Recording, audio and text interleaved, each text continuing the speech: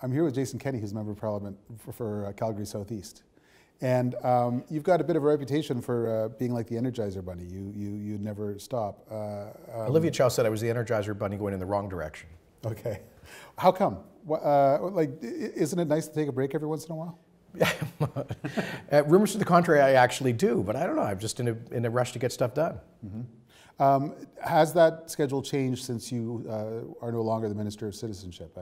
Does that? No, but I'm still Minister for Multiculturalism, so my weekends are still typically taken up on what some people call the Curry Circuit, but I often on weekends do Friday, Saturday, Sunday, 6 or more events a day.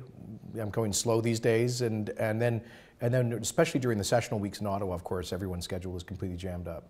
Is there room in there for the constituency work for Calgary Southeast? Do the folks there get to get your ear at any point? Yes, of course they do. I don't get back to my riding as much as I would like to, but quite frankly, you know, my constituents understand I've got a national mandate and they support me in that.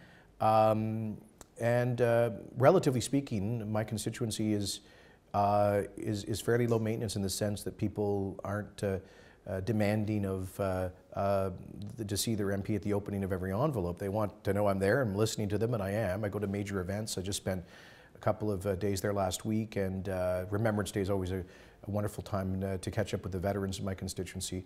So I'm there for the major events, and I'm always accessible. I have great staff that helps me, but at least I don't think my role is to be on a perpetual local campaign there. Okay. You're on, I don't know, 2 cabinet committees? Several, I think. Operations, I chair, planning and priorities, social affairs, and sometimes there are ad hoc committees as well. And every once in a while you take questions in question period. What's your favorite part of the job? Policy is what comes to mind. I was in opposition for 9 years, and sometimes we could bend the curve in our direction if we made strong enough arguments and developed a political constituency. Well, the Reform Party helped, I think, to create the political context for balancing the budgets. But those policy achievements are still pretty attenuated between your work effort and the actual outcome. When you're in government, there can be a close link between your work effort and a policy outcome, and that is very gratifying. I think in any walk of life where you can actually see the concrete results from your efforts. And so I enjoy working on policy files for that reason and communicating them. And really, essentially, that's what I think politics boils down to, persuading people for a particular set of policies. On policy, I keep reading in the newspapers some commentators who say this is really not a Conservative government, and other commentators who say this is a monomaniacally right-wing government that is way out of touch with Canadian people. It'd be facile to say the truth is somewhere in between, but how would you describe this government to someone who might not? Well, I guess I'll take the facile option. I mean, the truth is, I think the first critic you mentioned, his name is Andrew Coyne, and I'd have to remind Andrew that just look at one fact: the federal tax burden as a share of gross domestic product is now consistently at its lowest level since immediately after the Second World War, since the 1950s. I can just tell you, as the former president of the Canadian Taxpayers Federation, that alone has been worth the price of admission. And I could go into so many other areas, but I think the one other I would highlight is foreign policy, where we really have, I think as a government, by taking principled and sometimes contentious positions, significantly changed the foreign policy discourse in Canada, I think in salutary ways.